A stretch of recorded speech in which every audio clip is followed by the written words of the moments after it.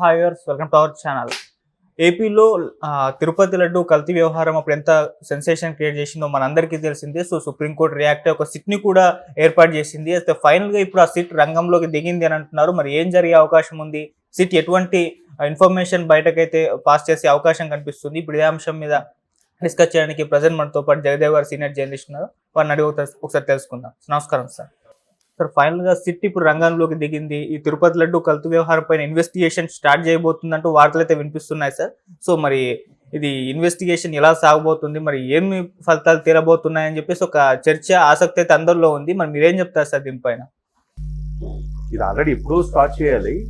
మరలా దీన్ని కోర్టుకి వెళ్ళారు కాబట్టి కోర్టు అనుమతితో ఒక ఇద్దరు సిబిఐ వాళ్ళని, ఇద్దరు సిట్ అధికారుల్ని, ఒక ఫుడ్ కు సంబంధించిన అధికారిని, ఒక 5గురిని కీలకమైన వ్యక్తులు, ఇంకా వాళ్ళ అండర్ లో మళ్ళీ ఒక ఇద్దరు సిఐలు, ఒక 5-6 ఎస్ఐలు, ఆ విభాగం అంటే ఆ ర్యాంక్ వాళ్ళు కూడా తీసుకున్నారు. అంటే ఒక్కోసారి ఎలా ఉంటుందంటే ఏకకాలంలో ఎక్కడెక్కడ దర్యాప్తు చేయాలనుకున్నప్పుడు బృందాలుగా విడిపోయి వెళ్తారు. అలా వెళ్ళేటప్పుడు ఖచ్చితంగా ఈ టీం అవసరం ఉంటుంది. అయితే మొదటి నుంచి చెప్పుకొచ్చేది ఏంటంటే లడ్డూకి సరఫరా, లడ్డూ తయారీకి కానీ లేదా స్వామివారి కైంకర్యాలకి, స్వామివారికి నైవేద్యం సంబంధించి ఏవైతే కొన్ని ప్రసాదాలు, నైవేద్యాలు సమర్పించడం ఉంటుందో అటువంటి సందర్భాల్లో వాడే నెయ్యికి ఖచ్చితంగా మంచి నెయ్యిని ఇవ్వాలనేది ఒక ఉంది. అది ఎప్పటి నుంచో నందిని నెయ్యి అనుకుంటా, కర్ణాటక వాళ్ళది. మనకి ఇక్కడ విజయ స్టేట్ తెలదు, వాళ్ళకి నందిని అని అంటారు. మరి స్టేట్ దా లేదంటే ఒక రైతుల సమాఖ్యతో సంబంధించి. సో ఆ నందిని నెయ్యి ఎప్పటి నుంచి ఉన్నదాన్ని గత ప్రభుత్వం దాన్ని ఎందుకు ఆపించేసి పెద్ద డ్రామాయే నడిపించారు. డ్రామా ఎట్లా నడిపించారంటే ఫస్ట్ ఎక్కడో ఛత్తీస్గఢ్ కాదు, దాన్ని ఏమంటారు, ఉత్తరాంచల్లో ఎక్కడో అక్కడ నుంచి తీసుకొచ్చిన నెయ్యిని తిరుపతిలో ఒక అవుట్కట్స్ లో ఉన్న ఒక నెయ్యికి సంబంధించి ఏఆర్ నెయ్యి అనేది ఉందట, అక్కడికి రావడం, అక్కడ నుంచి మరలా తమిళనాడు వెళ్ళడం, తమిళనాడు నుంచి ఇక్కడ నుంచి అక్కడికి ఇంకో రూపాయి పెంచుతూ అక్కడ నుంచి మళ్ళీ ఇక్కడ తెప్పించుకున్నట్టుగా చేయడం, ఇంత చిందరవందరగా చేశారు అంతా. అంటే ఓవరాల్ గా చూస్తే నెయ్యి అనేది మినిమం కాస్ట్ ఎక్కడైనా సరే, ఇప్పుడు మనకి బాక్సుల్లో, షోరూముల్లో, అంటే కిరాణా షాపుల్లో దొరికే దాంట్లో చూస్తే జెర్సీ గాని, దొడ్లా గాని రకరకాలు ఉన్నాయి కదా, మన అమూల్ గాని, వీటన్నిటి జిఆర్బి అని కానీ ఏవో రకరకాలు ఉన్నాయి. ఈ అన్ని నెయ్యిలకు సంబంధించి చూస్తే మాక్సిమం వాల్యూ, మినిమం వాల్యూ 600 ఉంది నెయ్యి కిలో. ఆ పైన 600, 800. మనకి అక్కడ స్వచ్ఛందంగా ఆవు నెయ్యి కావాలంటే 1500, 1200 తక్కువ ఏది లేదు.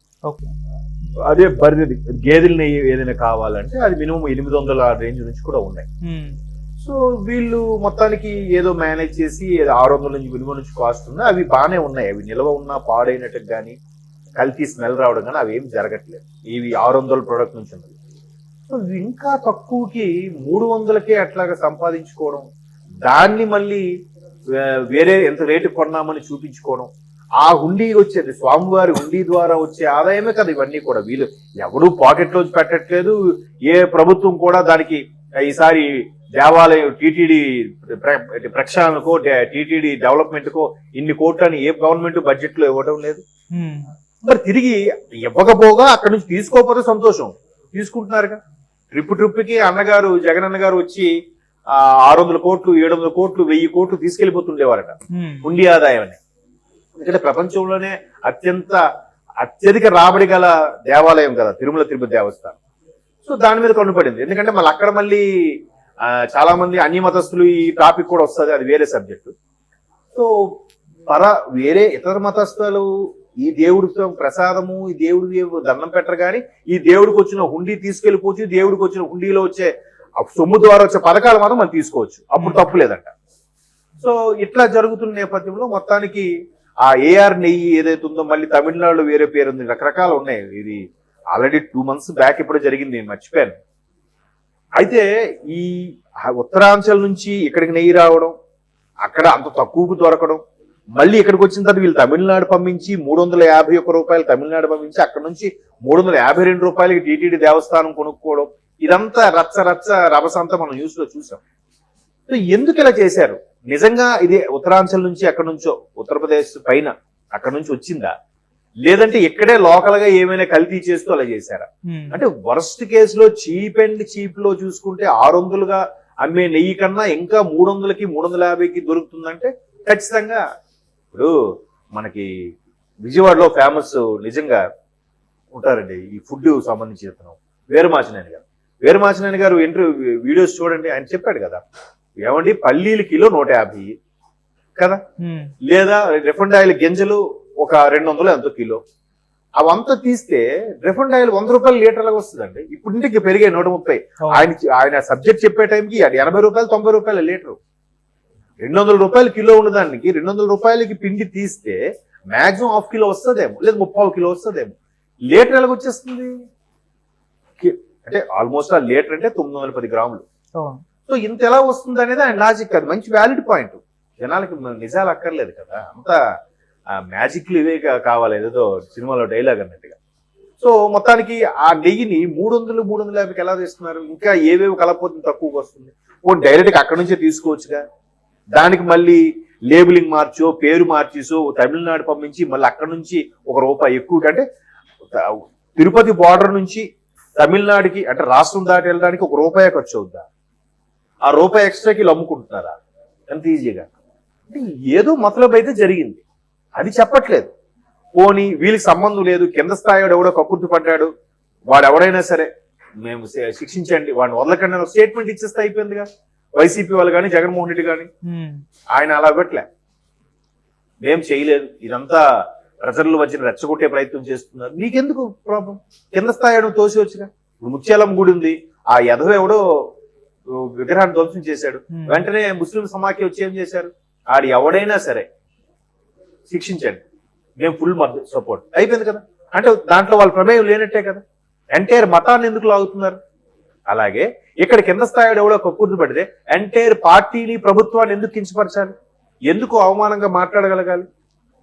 సో సంబంధం లేదు కాబట్టి ఆడు ఎవడైనా సరే ఆయన ఉద్యోగం తీసేయండి, ఆడి శిక్ష విధించండి అని ఒక్క స్టేట్మెంట్ ఇచ్చేస్తే ఈ రభసే లేదుగా. అంటే వాడిని వెనకేసుకొస్తున్నారంటే అర్థం ఏంటి? మీరు చెప్తేనే ఎంప్లాయీస్ చేశారు, అది ఇప్పుడు సిట్ ద్వారా ప్రూవ్ చేయగలగాలి, ఒక్కొక్కడిని లాగాలి. ఇప్పుడు ఎలాగో పూర్తి స్థాయిలో టీటీడీ చైర్మన్ కూడా ఉన్నారు కాబట్టి, గత చైర్మన్ పక్కా తప్పుకున్నారు కాబట్టి, గతంలో ఉన్న ఈఓ ధర్మారెడ్డి గారు కూడా మళ్ళీ వెళ్ళిపోయారు కాబట్టి వీళ్ళందరినీ లాగుతారు. ఏంటి ఎలాగో సిబిఐ వాళ్ళు 2 ఉన్నారు, సిటీ సంబంధించిన 2 ఉన్నారు, food and drug food department సంబంధించి 1 ఉన్నారు. వీళ్ళందరూ పై అధికారులు కాబట్టి వీళ్ళకి చేసేది ఏమీ లేదు. సో ఇవన్నీ ఈ అవకతవకలన్నీ కూడా ఎందుకు ఎక్కడ జరిగాయి అనేది ఆల్మోస్ట్ ఆల్ మీడియాకే 50% ఆఫ్ ఇన్ఫర్మేషన్ వచ్చేసింది. రిమైనింగ్ 50 అనేది సాక్ష్యాధారాలతో ప్రూవ్ చేయాలి. నిజంగా దీన్ని ఇలా కొలాలి చెయ్యాలని టీటీడీ పాలక మండలి నిర్ణయం తీసుకుందా, ఈవోకి తెలియకుండా నిర్ణయం తీసుకుందా, లేదా పాలక మండలి నిర్ణయం తీసుకున్నాక ఈవోకి తెలిస్తే ఈవో కూడా యాక్సెప్ట్ చేశారా, ఈవో కూడా దీనికి అప్రూవల్ ఇచ్చారా, కొండ మీదకి నెయ్యి ట్యాంకర్లు వచ్చినప్పుడు దీన్ని చెకింగ్ చేసే ప్రక్రియ అనేది ఉందా, దీనికి ఒక ల్యాబ్ అంటూ ఉందా? అసలు ల్యాబే లేదు. దానికి ల్యాబ్ అన్ని చెక్ చేసి వస్తాయని చెప్తున్నారు వీళ్ళు పచ్చిగా. ల్యాబ్ అనేది ఉందా ఎప్పుడైనా మనం చూసామా? ఒకవేళ పైన టీటీడీకి సంబంధించిన ఏదైనా దాన్ని ఏమంటారు డైరీ ఫామ్ లాంటిది ఏదైనా ఉంటే ఖచ్చితంగా దానికి లాక్టోమీటర్ నుంచి అంటే పాలలో నీరు కలిపే శాతం నుంచి పాలు కల్తీయా నెయ్యి కల్తీ వరకు కూడా అన్ని ల్యాబ్ పెట్టేవారేమో. అది లేనే లేదు. అదే కదా చర్చ సర్వత్రా సోషల్ మీడియాలో కూడా. ఇంత మెయింటైన్ చేస్తున్న టీటీడీ, ఎన్నో సత్రాలు, గుడులు, బడులు, దేవాలయాలు మెయింటైన్ చేస్తున్న టీటీడీ ఒక డైరీ ఫామ్ మెయింటైన్